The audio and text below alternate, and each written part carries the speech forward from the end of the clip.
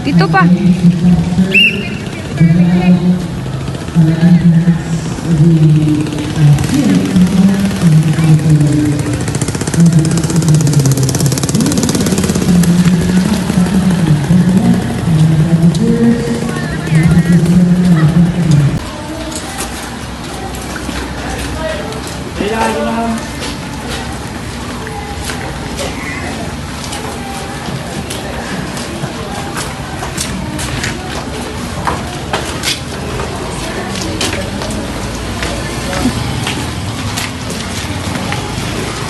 Number one, keep right. So, kabantay mo din mo na mag-wato ka sa, mag-drive ka sa highway, nahi ka sa double message.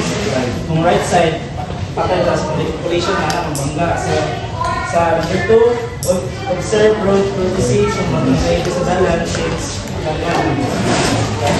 Number three, privilege parking. So, kung nanay nakabutang na parking side, dito lang yan, ay lang sa wala. So, number four, if in doubt, do not overtake. So, nagduwa-duwa mo, ay overtake it. Pwede mo nagduwa-duwa.